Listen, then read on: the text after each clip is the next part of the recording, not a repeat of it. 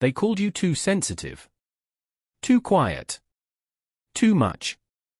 They told you that you overthink, that you feel too deeply, that you need to just relax and stop making everything so complicated. They were not describing your flaws. They were describing their inability to understand you. Because what they called weakness, psychology calls genius. These are 7 signs your mind operates on a completely different level. And by the time this video ends, you will never apologize for the way you think again. Welcome to Mind Dig Psychology, where we go where most minds don't dare. What you are about to discover is not motivation. It is not empty validation. It is the psychology of a mind that was never broken, just misunderstood. Let's go. While everyone around you is performing, you are studying. You are not quiet because you have nothing to say.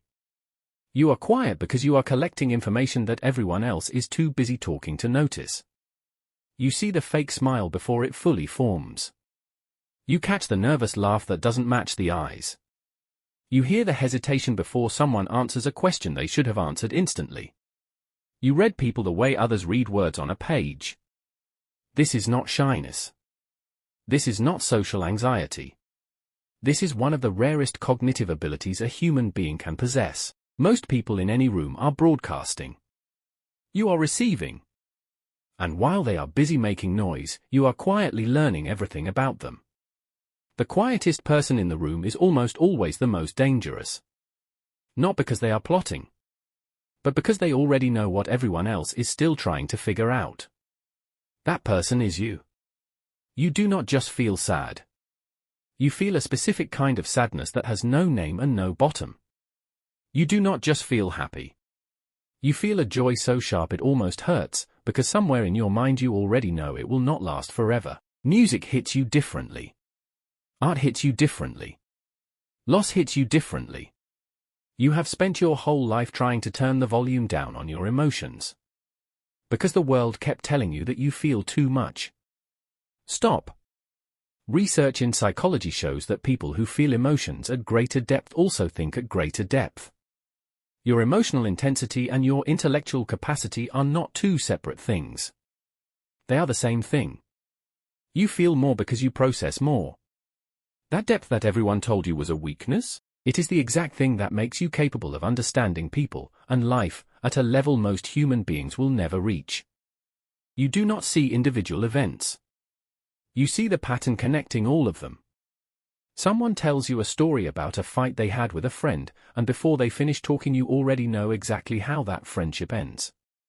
Someone describes a problem at work, and you have already identified 3 possible causes and 2 solutions before they get to the point. You watch how someone behaves once, and you can predict how they will behave in situations they have never been in yet. This is called systems thinking. And it is one of the most powerful cognitive abilities a human mind can develop. While the average mind processes information in a straight line, one thing after another, your mind processes it like a web. Everything connects to everything else. This is why you sometimes feel like you are watching life from a slight distance. Like you can see the entire chessboard while everyone else is focused on their single piece. You were never overthinking. You were just thinking at a level the people around you could not keep up with. Small talk feels like slow suffocation to you. You can do it. You have learned to survive it, but something inside you always feels like you are wasting something precious every time a conversation stays on the surface. You do not want to talk about the weather. You want to talk about what people actually believe when nobody is watching. What keeps them up at 3 in the morning? What they would do differently if they knew nobody would judge them. You hunger for depth the way a body hungers for food. And when you cannot find it, you feel a particular kind of loneliness that is almost impossible to explain. Because you are not lonely for company, you are lonely for someone whose mind can meet yours where it actually lives.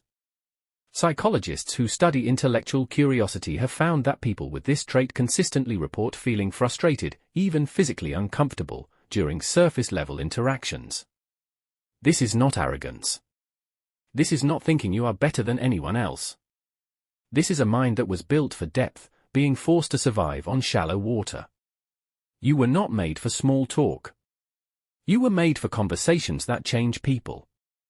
You were probably the child who always asked why. Not to be difficult. Not to make anyone uncomfortable. But because accepting something without understanding it felt genuinely impossible to you.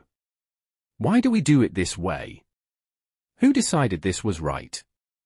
What if everything we think we know is just the story the loudest people told most convincingly? This questioning nature has probably caused you problems. Institutions do not like people who question them. Authority figures do not like people who challenge their assumptions. Social groups do not like people who refuse to just go along. But understand this. Every single thing that has ever changed in human history, every breakthrough, every revolution, every discovery, began with one person who refused to accept the world as it was handed to them. Your questioning mind is not a character flaw. It is the engine of every meaningful change that has ever happened. The next time someone tells you that you think too much, you hear what they are actually saying. They are telling you that you think more than they do. And they are right. When something truly engages your mind, powers disappear. You look up and the entire day is gone and you genuinely cannot explain where it went. But when you are forced to do something that bores you, every single minute feels like a physical weight pressing down on you. You are not lazy. You are not undisciplined. Your mind simply refuses to give its full power to anything that is not worthy of it. And research shows that people with highly active minds enter flow states more easily and more deeply than average. Psychologists call the state of complete mental absorption flow. This is also why routine slowly kills something inside you, why you thrive when challenged and wither when you are not. Why you need variety and depth and stimulation in a way that the people around you simply do not understand. Your mind was not built for the conveyor belt. It was built for the frontier. Stop forcing it into spaces too small to contain it. This is the one. This is the sign that is going to hit the hardest. Because it is the truth that nobody ever says out loud. You have always felt slightly outside of things. Like everyone else received a manual for how to exist comfortably in the world, and yours never arrived. You have learned to adapt. You have learned to perform the version of yourself that different situations require. You have learned to adapt. You have learned to perform the version of yourself that different situations require. But there is a version of you, the real one, that almost nobody has ever fully seen, because you have never found a space where that version felt completely safe to exist. And I need you to hear this clearly. That feeling of not belonging is not evidence that something is wrong with you. It is evidence that you were built for something that most of your environments were simply too small to contain. The people who never feel like they belong anywhere are almost always the ones who end up creating something new. Something that did not exist before they decided to stop waiting for a place that fit, and built one instead. You were not meant to fit, and everything you have ever felt, every moment of loneliness, every moment of being misunderstood, every moment of feeling like you were too much for the room you were in, was preparing you for exactly that. 7 signs. You observe when others perform. You feel when others skim. You connect dots that others cannot see. You question what others blindly accept. You hunger for depth in a world addicted to the surface. And you have spent your entire life being told that all of those things were problems. They were never problems. They were always the point. Comment below with the sign that hit you the hardest. And if you know someone who has spent their life feeling misunderstood, share this video with them. Because sometimes all a person needs to change everything is someone finally telling them the truth about who they are. Subscribe to Mind Dig Psychology. We will be here, going deeper, every single week. You found this channel for a reason. Don't leave without subscribing.